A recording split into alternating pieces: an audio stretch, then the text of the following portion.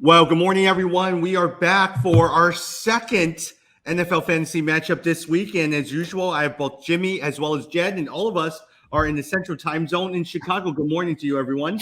Good morning. Morning. Hey, before we jump into news and notes, yesterday's game, Thursday Night Football, right? I start Mac Jones, and I picked him up because we're having that debate between Cam Newton and Mac Jones. And in our keeper league, Jed, I needed a slow and steady quarterback to get me points. He got me 11 points, a little bit disappointed, but that's where you – but Mac Jones, 207 yards, 1 touchdown. We were all watching Ramondre Stevenson and Damian Harris. It was pretty much a clear split. They both got 12 carries, 10 carries, around 60 yards in both of them. Did any of you guys get a chance to watch the game at all? I watched the first half, and I fortunately played New England defense in one league and got like 25 points. So that was really nice. But yeah, I also had Kyle Pitts in another league, and they did a really nice job of shutting him down. He only had 29 yards yesterday. Yeah, 3 catches for 29 yards. The thing that was important, I heard Belichick after the game, and he basically was like, we were determined not to let Kyle Pitts beat us. And he basically said, I'm glad we only face him once a season. So it just made me realize, I think Pitts is better than we think. Like, he hasn't had great production this year, but it's because people are game planning for him already as a rookie. And so I think he's very good. They just got to figure out how to start to beat some of that. Yeah. Mm-hmm. Hey, Jed, speaking about the New England defense, 25 points, I started Nick Folk, and he got me 16 points yesterday. Look, we don't always talk about kickers, but he did really well. 16 points for me out of a kicker. Hey, I'll say, if you are, in the top half of the leagues and you're starting to trend towards playoffs, don't ignore the kicker position.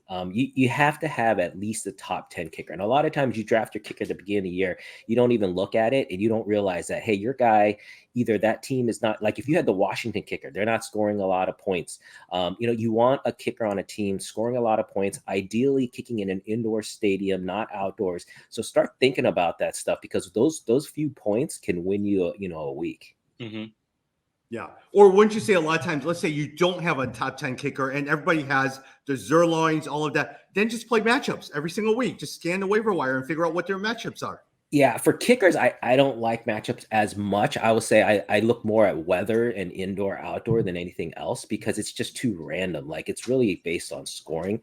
But yeah, I mean, if you have to, I think you can stream kickers. The thing that streaming really works on is defense. If you have team defenses, I know our league, we have, IDP players, but team defenses, you can definitely stream and pick up a lot of points that way. Jim, let me go in terms of Atlanta running game. We were talking about what Cordero Patterson out, Mike Davis doing well. Look, Mike Davis had 3 carries for 1 yard. Wayne Gallman, who we thought would do okay, 1 carry for -3 yards. But somehow or another, a guy that nobody talked about at all, Quadre Allison, had the most carries at 9 carries at 34 yards. But other than that, there's absolutely nothing at all. I mean, overall, didn't you guys think with Cordell Patterson being out, one of them, whether it's Gallman or Mike Davis, would do pretty well, but they pretty much did nothing, and which confirms to me that Mike Davis is not going to do anything this year, because if you can't even do it with Cordell Patterson out, you're done. I was really thinking that the bulk of the carries was going to go to Wayne Gallman just because of what happened last year and even last week. I was suspect, though, because I know the coach this past week said that a lot of those yards and fantasy points came during garbage time. So I wonder if they just don't have confidence into Gallman as well as also with Davis. Yeah, I'm glad that Cordero Patterson is supposed to come back next week, so it should shore up some of those points. Yeah. Hey, who would you guys keep between Cordero Patterson or Kyle Pitts? Oh, Kyle Pitts. Kyle Pitts? Yeah, I mean, it's harder to get a tight end, a really good rookie tight end. I mean, for me, I just feel like, Cordell Patterson did really well this year, and he's got value. But are we sure he's going to do the same thing next year, right? So that's how I kind of look at it. Yeah. Now, the one thing we noticed with Mike Davis is that Carolina system does well with running backs. I mean, Chubb Hubbard did okay, but Christian McCaffrey has thrived. Mike Davis did really, really well under that system as well, too. One thing, Jed, Aaron Jones, believed to have suffered he only has a mild sprain, out 1 to 2 weeks. But man, A.J. Dillon is still the guy to own, because if he does well, we may not be seeing Aaron Jones next year in the Packers uniform. Yeah, exactly. They may bring him back slowly. If Dylan does well, it's kind of a nice excuse for them. So it'll be interesting to see. Definitely something to monitor. I don't know if you guys heard the news that Derrick Henry might actually make it back for the playoffs. Yeah. I think I heard that. Which is crazy. Again, just shows you some of these guys physically. Reminds me of Adrian Peterson. They just, not only are they physical specimens, but they heal fast too. So they're saying that he could make it by week 17 and be ready for the playoffs, which is just crazy. Yeah. Hey, Jim, I'm looking at our trade that we made a couple of weeks ago. Christian McCaffrey and Chase Edmonds for Antonio Gibson and Aaron Rodgers. Mm-hmm. Everyone knows how much I love Antonio Gibson. He did get 20 points, but it looks like a fair win, especially if McCaffrey does and doesn't get injured for the next couple of weeks. I mean, Chase Edmonds is going to be out for the season. And I looked at it and just said, essentially, it's Aaron Rodgers for Christian McCaffrey. You got Rodgers because you needed a quarterback. And for me, I got somebody who I can put on my dynasty league and potentially can help me beat Jed in the championship round. Hey, I'm getting hurt right now, man. I've lost 3 in a row in that league. So now that both Henry and Cook, Cook's been okay, but once Henry went down, my team has been hurting. Yeah. But honestly, Jim, I really like Antonio Gibson because I see him as a dynasty. I'll probably keep him. Ryan Fitzpatrick was supposed to be the starting QB. He did very well. McLaren was supposed to thrive under her and open up the lane for Gibson. All that went in the crappers week 1. Tyler Heineke has been okay, but people have struggled. And then he got that shin injury as well, too. I still have high hopes in Antonio Gibson. Did you hear the rumors? I don't even know if it's true, but did you hear the rumors that Washington wants to go after Deshaun Watson in the offseason? Oh, yeah, they were talking about that. They were talking about, I guess there was some talk that they want to go after Deshaun Watson. And they said if Watson goes to the Redskins, automatically those guys would become, those guys would be a great team. Yeah, but at the same time, do you really think it's a realistic choice? Because with everything that the Washington football team have been dealing with in terms of toxic workplace, the wife taking over for Dan Snyder, all of that stuff, do you really want to bring that into your picture and bring all of the other stuff up all over again? I look at it and just say it's the best time to bring it in, because if you're already getting criticized for it, you might as well do it, and then win football games and everyone will forget about it. Yeah, I just started watching Ted Lasso. You guys ever watch that? I started watching. Is it good? Well, it's interesting. It's basically like Major League. You guys remember Major League? Yeah, I love Major League Baseball. Yeah, it's the same thing. Like the owner is trying to get the team to tank, but it's like a soccer team. And it's this American coach that they brought in who doesn't know soccer. So I just watched the first episode, but I had so many people telling us we got to watch it. So my wife and I started watching yesterday. Yeah. They say that you will get a lot of leadership lessons, good or bad, from watching Ted Lasso. Okay. Hey, I need that. I mean, look at Halloween. A lot of people were dressed up as Ted Lasso. So I was thinking, a lot of people really like that show. Yeah. Now, with that said, I was really hoping Ryan Fitzpatrick by week 8, week 9 would have come back. They now have said that he is not healed from his hip injury. He will probably be out for the entire year. Heineke will be starting. Man, that was a disappointment. This week, they are playing the Carolina Panthers, so it'll be interesting to see how Cam Newton does against Ron Rivera. Oh, I think like you guys know, I think Newton, I don't know. If I needed a quarterback, that's the guy that I take a chance on. I think Washington is just world of hurt. They've been a huge disappointment this year. And, Tommy, I would agree that Gibson is someone you can still take a flyer on and still have high hopes for. But I would just temper those because, I think until they get that quarterback situation figured out, they're just not able to shift to being a pure running team. So it just hurts them too much. So I'm watching NFL Network. Have you guys been keeping up with this Antonio Brown report about his fake vaccine card? They're sitting there talking about it right now. Yeah. I was like, how do you get irregularities on a COVID-19 vaccination card? Yeah, I don't know. It's crazy what people are willing to do. He paid $500 for that card. He paid $500.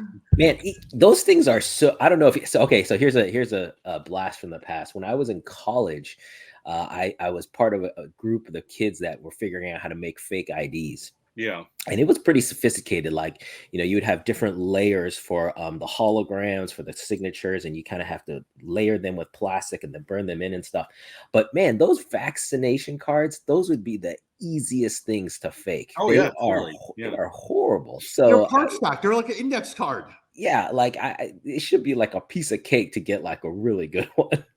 Well, and here's my thing. How do you have irregularities, right? So if you have it, all you got to do is just copy what somebody else did and you'll be fine. My guess is the irregularities, knowing a little bit of this, is so you have to have a booster or you have to have the second dose 3 weeks after. Knowing him, he didn't know that. So he put down like 2 random dates. And I bet that's how they got him. Well, I don't know if you guys, there was a family that got detained. They were trying to fly, I think, overseas. I forgot where, but essentially they had vaccine cards for kids at that time, for kids who were like, 8 and 10 or something, and then they hadn't been approved yet. And so they were like, how do you have this? Yeah. One other thing is, sorry about that. Someone's texting me with all these random questions. Kyler Murray, most likely it's going to be close, but he's going to play in week 11 against the Seahawks. Let's say, for instance, he doesn't play, and with Matthew Stafford out, right? Who would you like and pick? Would you like a Ryan Tannehill, David Carr, Tua, or Jimmy Garoppolo, or Daniel Jones? Or do you like any of these guys out of that who you would start? Tannehill's the best one out of that group. Yeah, definitely. Yeah. Because I have Tannehill and David Carr, and I've been looking at David Jones and Tua. They're too inconsistent. Tannehill will at least get you a consistent 18 to 22 points. And that's actually, I mean, if you look at your team, that's the best that you can do. Yeah. What about yourself, Jed? No, I agree with that. I mean, you guys know I dropped Tannehill because I had 3 quarterbacks, Burrow, and Murray, but I think Tannehill is the best group. In fact, I'm surprised you didn't take a chance on Tannehill as opposed to Mac Jones. Yeah. The other thing, I don't know if you guys have been watching it as well too. Saquon Barkley is going to come back this week, so I'm paying attention to him. Right now, I'm not starting him though. No. And then I'm also hesitant because who is it? Justin Herbert from San Diego was very limited this week. So I'm just worried because all of these guys are on playoff teams for me. And I'm just at that place where if I lose 1 or 2 games, I'm out of the playoffs. So I'm being very careful about who I pick. So a guy like Tannehill is actually really important for me because I need those consistent points. Yeah. And A.J. Brown has been doing pretty well, and Tennessee has been on the roll. And with them starting now at the same time, Deontay Foreman, you have high hopes or decently high hopes for. But again, you don't know how well he's going to do. Tannehill might be a safe bet for that one. I mean, and their defense is actually pretty good as well, too, for Tennessee. And so I feel like that relieves the pressure off of the offense for Tannehill to have to feel like he has to manufacture touchdowns or points. So I actually think he's in the best position in terms of like fantasy. Hey, Jed, Alvin Kamara did not participate on Thursday's practice, and it looks like he is probably won't play again this week. Oh, that's not good. That hurts me in a couple. Yeah, leagues. Mark Ingram, I think, has already said he's prepared to play. Yeah, Ingram's been a really good pickup for anyone who got him. He's looked pretty good down there. So, yeah, no, that's disappointing to hear. I actually didn't know that. Yeah. Alex Collins was downgraded to did not play on Thursday. Chris Carson is unlikely to come off injured reserve. Man, that means, Jim, you either have Rashad Penny, DJ Dallas, or Travis Homer. If you're desperate for running back, who would you even pick? I mean, I think out of that group, you would pick Rashard Penny, but it's going to be a 3-headed committee for Seattle. I mean, if you can find somebody else, that'd be great. But out of the 3, I would pick Rashard Penny. I do think this is maybe indicating the end of Chris Carson's because I think if he can't even come back, I mean, he's already old and they were already suspect at him. My guess is Seattle's going to try to draft a running back in this in the draft coming up next year. But I do see him potentially moving on. Now, with that, I would probably say is Rashad Penny has had his chances. He has always been suspect. I would actually try DJ Dallas. I mean, Yeah. I think he has potential to actually do decently well over Rashad Penny. Don't you think that Penny for sure is going to get the bulk of the carries if Alex Collins is not going to go? Whether or not DJ Dallas is going to have a big long run, but I do think your starter or the primary person is going to be what's his name? Rashard Penny. Yeah. Hey, Jed, Elijah Mitchell, broken finger. Here's the problem with Elijah Mitchell that we've seen. He gets a lot of carries. They give him the ball a lot, but they don't give it to him in the red zone. And that's the problem is he'll get you like 15 carries, 16 yards, but no touchdowns. So here's my dilemma, right? I have to play either James Robinson, Elijah Mitchell, or Antonio Gibson. Who would you pick? Ooh, it's between Antonio Gibson and James Robinson? James Robinson, yeah. And actually, I think I'd go with James Robinson, actually. Over San Francisco. They're playing San Francisco. Yeah, I know they're playing San Francisco, but just that he's going to be the featured guy no matter what. He's going to get more carries. He's going to get the goal line carries. Gibson had a really good week last week, though, so that's the only thing that's giving me pause. But as we've just talked about, Washington without solid quarterback play. Yeah. I think Carolina's going to jump on them too. I think they're going to be coming from behind. The Jags, man, don't sleep on the Jags. They've been playing really well the last few weeks. They've almost had some pretty big upsets. Obviously got their first win. So, that could continue against the 49ers. I mean, I like James Robinson. He's actually pretty good. I mean, and honestly, he's again consistent 17 to 25 points. And so I like that with Gibson. You never know if he'll score 3 touchdowns or he'll only run for like 30 yards. So for me, I mean, in these days right now, especially as you're heading into the playoffs, consistency is the key in terms of who you play. Yeah. Hey, Jim, let me ask you a quick question. Jed, one of our guys that Jimmy and I are in the league with, he was telling us over dinner this past weekend that he stockpiled all of the tight ends. I was wondering, why does he have 4 tight ends? He purposely stockpiled the tight end so none of us would have it. So now, look, my tight end is Mo Alley-Cox, all right? He stinks. Yeah, I think you'll know him. He's our friend Arnold, and he took all of the tight. And, okay, so I'm trying to trade for a tight end, and all people will trade a tight end for is a Justin Jefferson, a CeeDee Lamb, or a Devontae. And I was like, I'm not trading any of those people for your tight end. Hey, you know what? I like that strategy, but I'll say on a week-to-week basis. So I've done it where I looked ahead to the matchup against my opponent, and I knew that their tight end was on a bye week, so I knew they'd be picking up a tight end. So then I picked up like the top 2 guys so that they would have to go and get like a Mo Alley-Cox as their tight end. So I've done that before, but never for a whole season. That's a pretty tough task for the whole season. And another guy in our league, he has Kyle Pitts and TJ Hockenson. So I've been trying to get TJ Hockenson, our friend Jalen.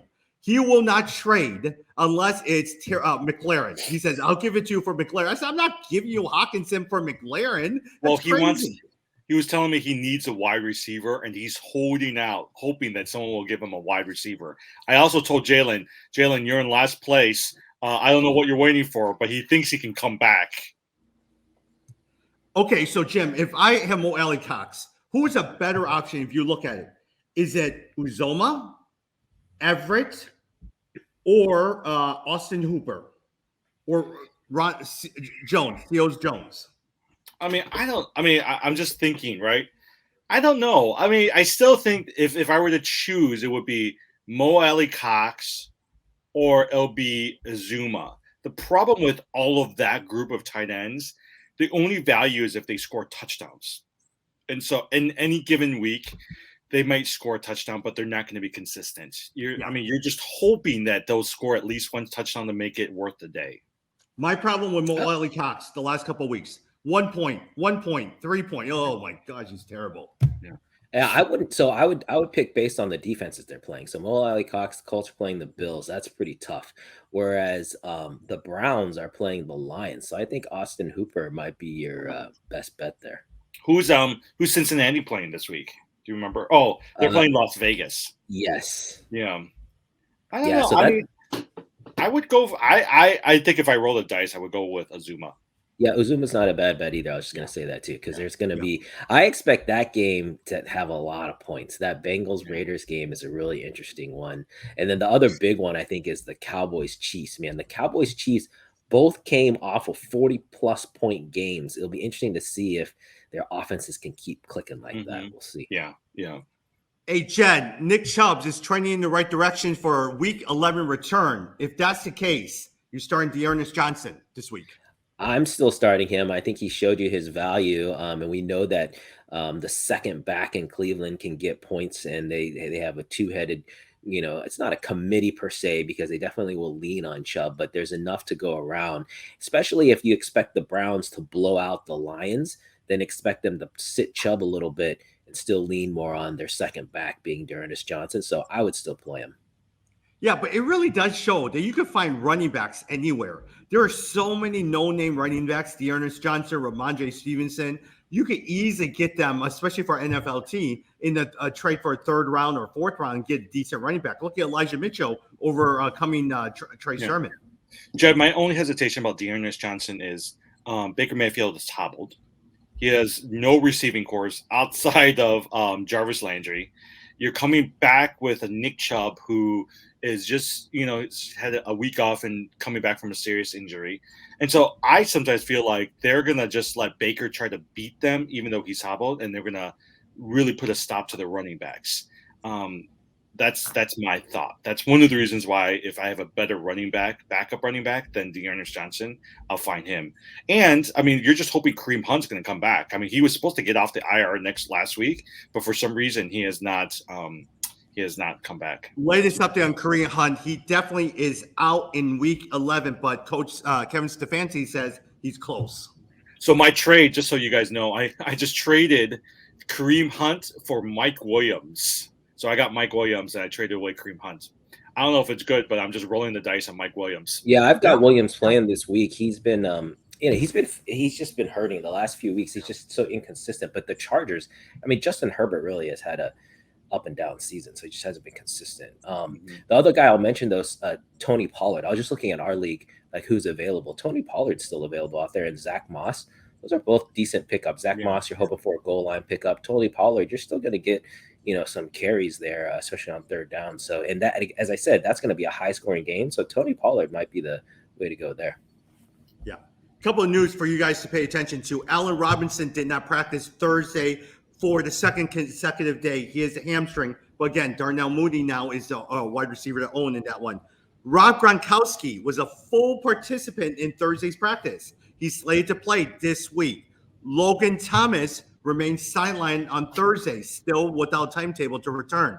Ben Roethlisberger, COVID-19, did not play last week, is preparing like he's going to play. He has to continue to make sure that he tests negative on his COVID test. And Clyde Edwards-Helaire, it looks like he probably won't come in until week 13. Oh, wow. I did not know that about Helaire. So yesterday I was thinking Helaire was going to end up playing, and so that's why I didn't play Darrell Williams, and I played Harris instead for New England. Should have really kept up with the news. Yeah. Hey, also, guys, one other thing. Joe Burrow or Justin Herbert this weekend? Joe Burrow versus Vegas or Justin Herbert versus Pittsburgh? Right now I've got Burrow in there, but Joe Burrow. Yeah, I'll do Joe Burrow as well too. Okay. Yeah, Jed, before we go into your weekly picks, one more thing. If you guys do need a tight end, take a look if he's on there. Dan Arnold for the Jacksonville Jaguars. In the last 3 games, Arnold has had at least 7 targets and 60+ receiving yards. And he's been targeted in red zone. So if you need a tight end and Dan Arnold's sitting there, he's a good, decent pickup for you as well, too. With that said, Jed, I'd love to hear some of your weekly picks. Sure. This week, as I said, there's some really good games actually out there. Some interesting one. Green Bay Packers versus the Minnesota Vikings. Packers are 1-point favorites. That's a really interesting one. Can't figure out. The Vikings have been on a little bit of a run here. Obviously, the Packers, get Aaron Rodgers back, and so that's a tough one, almost like a toss-up. Not really sure where that's going to go. The game that I really like though is the Cowboys and the Chiefs. Yeah. This is going to be I'm hoping a fireworks game. The Chiefs are 2.5-point favorites. It's at their home stadium, but I'm taking the Cowboys. I think Really? You don't think the Chiefs are going to continue the momentum from last week? No, because I think the Cowboys defense is better than the Chiefs defense is the bottom line. I don't think the Chiefs can stop the run game of the Cowboys, and I think the Cowboys will control clock. And I think unfortunately that Mahomes this season has just been not good for him. So I'm expecting some of that inconsistency to show up, and maybe another pick for your guy on the Cowboys. Ty Diggs. Yeah, for Ty Diggs. So no, I'm taking the Cowboys here. They're 2.5-point underdogs. That's my pick for the week. Yeah, got it. Hey, Jim, just so you know, the teams that are by Rams, so you're losing Matthew Stafford, Darrell Henderson, Cooper Kupp, Odell Beckham, Tyler Higbee. Broncos, you're losing Melvin Gordon, Javonte Williams, Cortland Sutton, Jared Jeudy, Noah Fant. Jim, here's a question. If you're desperate, I know a lot of times Chase Edmonds is out, James Conner is there.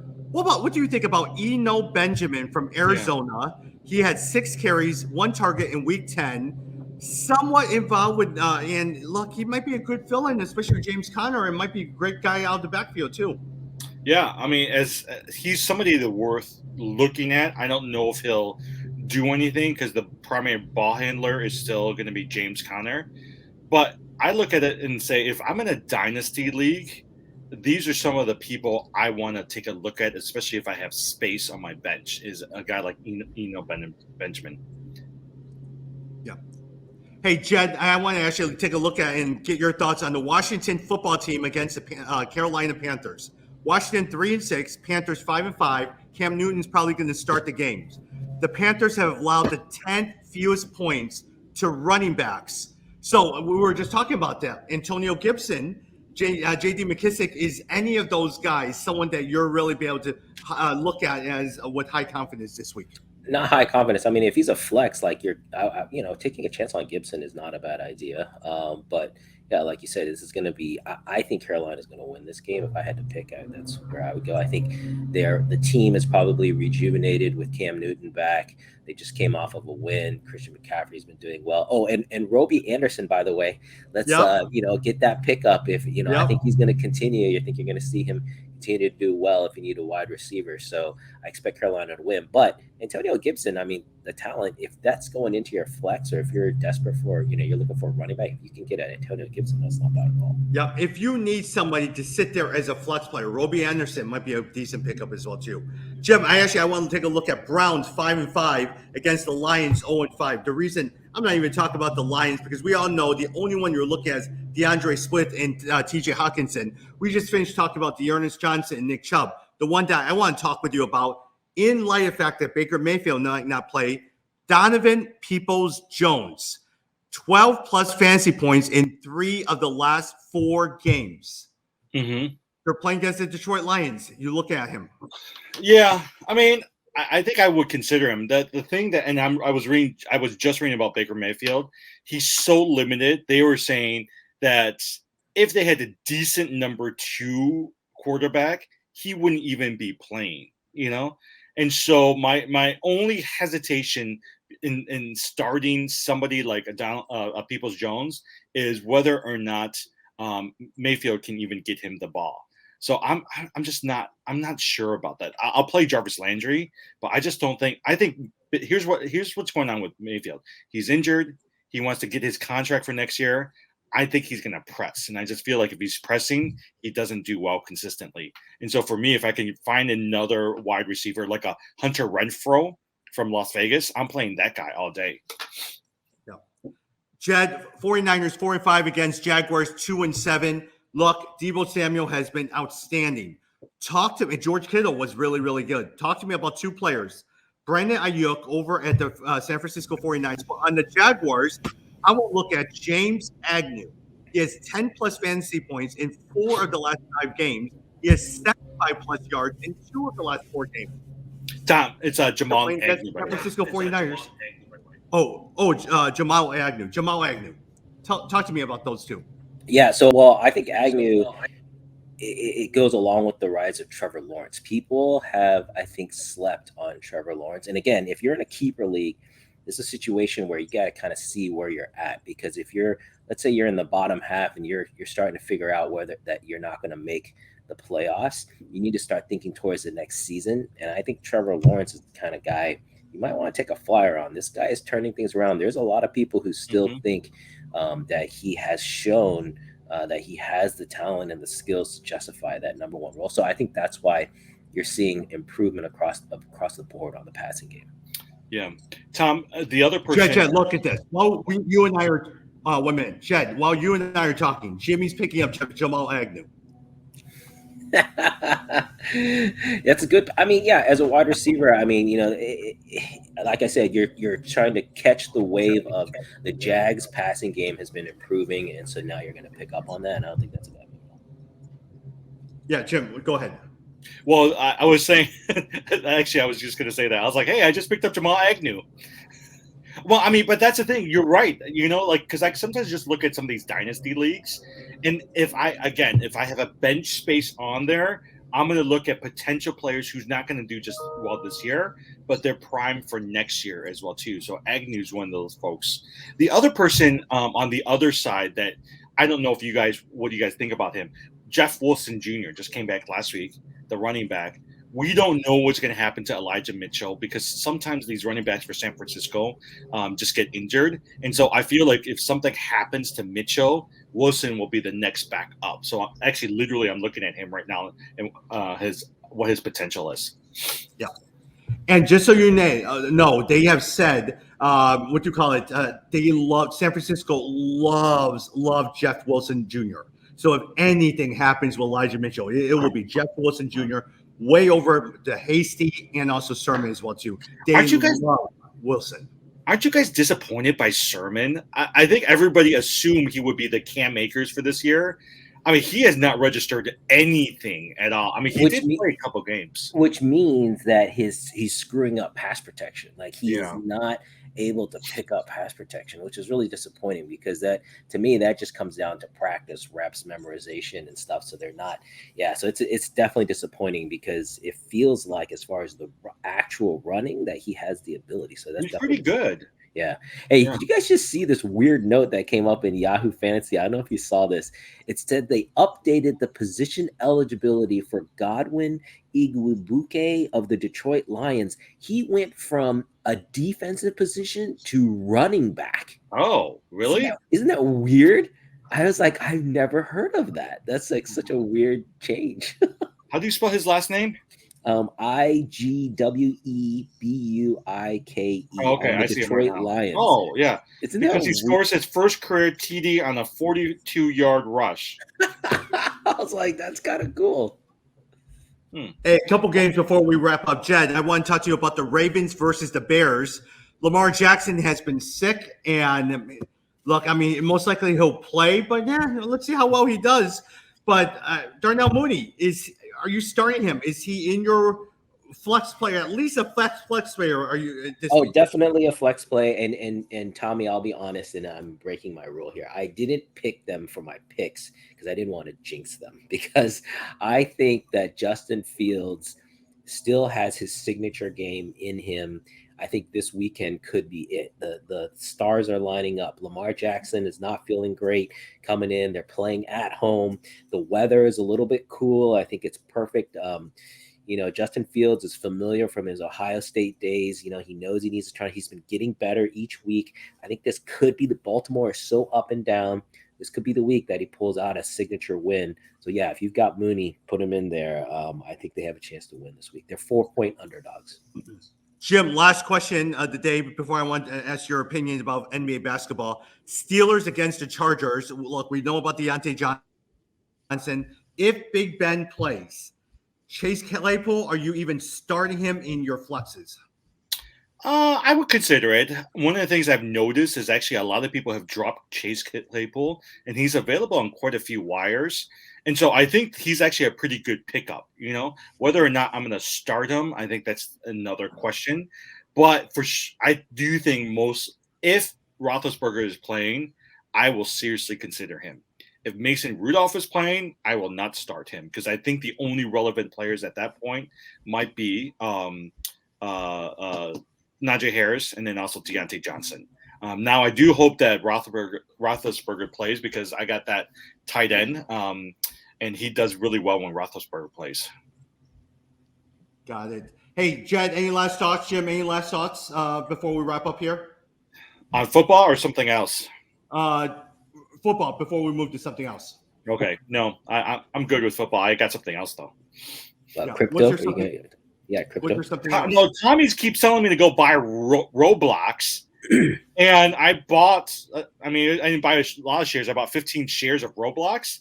And this actually really done well this week. I was like, it's up another 5% in early day trading. I didn't realize they were public. Yeah, Roblox is public. Yep. And Tommy keeps saying that we should buy it. So man, my kids, they love Roblox. They play it all the time. Oh, Tommy, you know how you were asking about a church in Roblox? My kids told me there's already one out there. There's one in there. It looks like there's a whole bunch of them. Yeah, and they've been, and there's one or two that have been around for a long time. Yeah. What about basketball? In light of all of the injuries, Doncic is out, Allen is out, Mobley is out, Anunoby is out. There's a lot of injury. Oladipo is still out. All of that. Klay Thompson is nearing a return. Who are some of the players that you guys are looking at on the waiver wire? Is it Karis LeVert I've been seeing on the waiver wire? What are some of the things that you guys are looking at in terms of players? I'm pulling it up right now. Yeah, me too. But I was going to say I'm in first place, so I ain't looking too hard. Got it. Well, hey, go ahead, Jim. The person who Tommy was because I picked him up, and so I have him in one team, but I picked him up.